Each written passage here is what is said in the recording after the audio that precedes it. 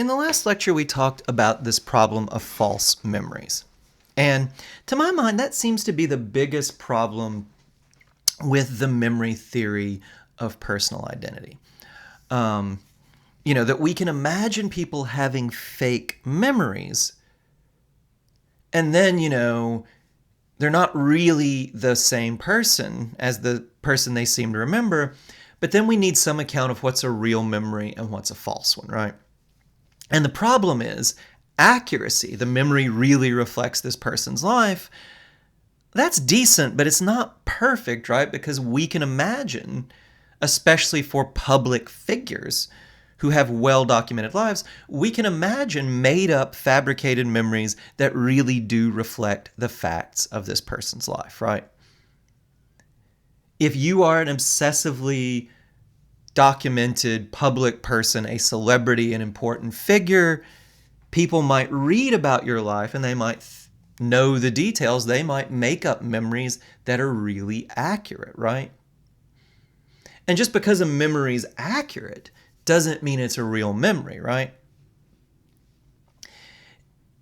If someone tells me about something I did when I was 2, and they have a really perfect recall of it, and I make up a memory even though I don't really remember doing it, even though it's an accurate memory, even though it's something I really did, we wouldn't say it's a real memory because I don't remember it because I did it. I remember it because I was told about it, right?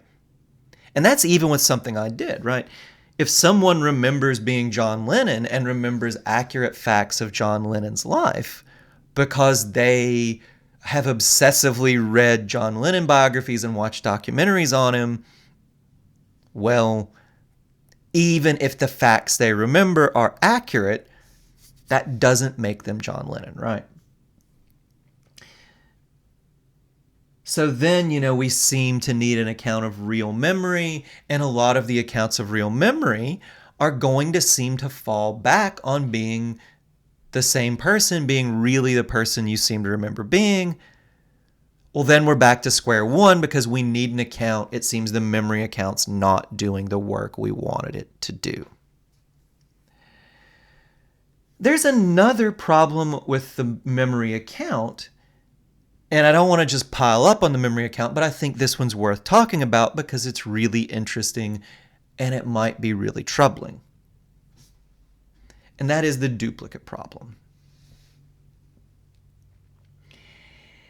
The duplicate problem is this. It seems at least possible. I don't know if it can really happen, but it seems at least possible that 2 people could have real memories of being another earlier person. This is going to create some issues. And here's an easy way to imagine how this could happen. Remember these dudes like Kurzweil and a lot of these other Silicon Valley types who are obsessed with this singularity, intelligent computers.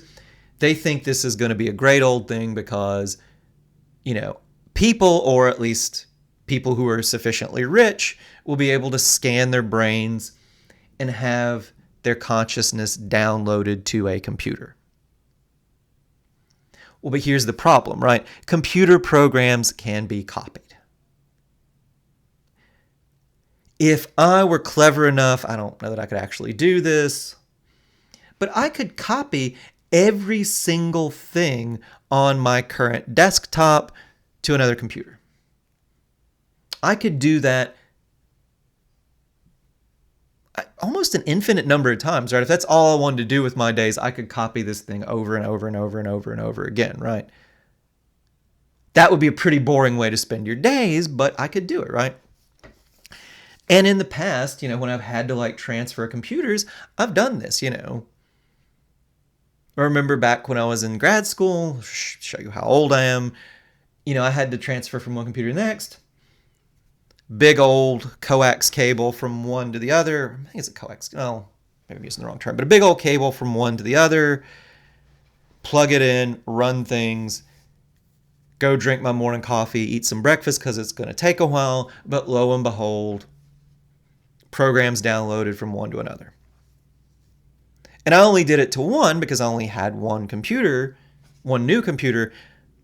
But if I had a lot of money and a lot of spare time and a weird hobby, I could do this over and over and over again, right? Well, that's the problem, right?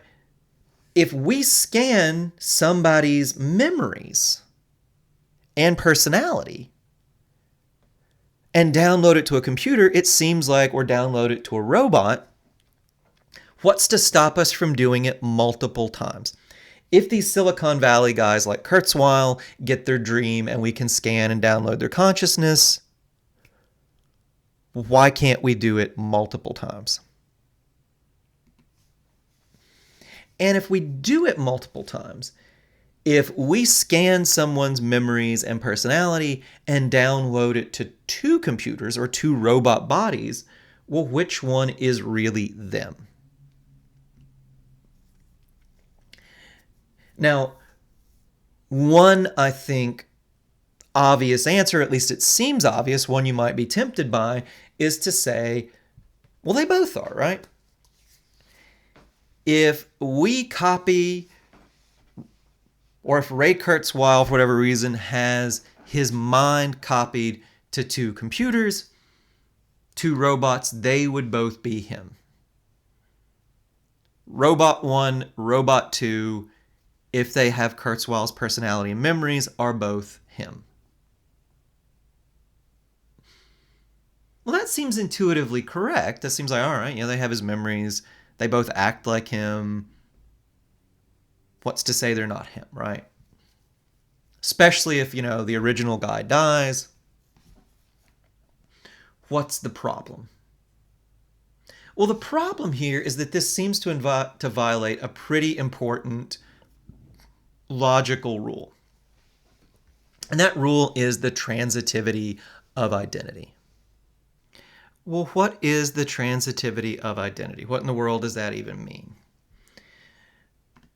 Well, look, you might have seen this in math, pops up in math. It's also important in philosophy too, though. If A equals B and B equals C, then A equals C, right? You'll see this a lot in math textbooks with numbers and, formulas and such. But look, we can just take a down-to-earth, maybe not down-to-earth, but at least familiar example, right? Think of the comic books, right? Clark Kent is the secret identity of Superman. So Superman is Clark Kent. Well, Superman is also Kal-El, the last son of Krypton. Well, if Clark Kent's Superman and Superman's Kal-El, then Clark Kent has to be Kal-El as well, right? It can't be the case that Clark Kent is Superman, Superman is Kal-El, and Clark Kent isn't Kal-El.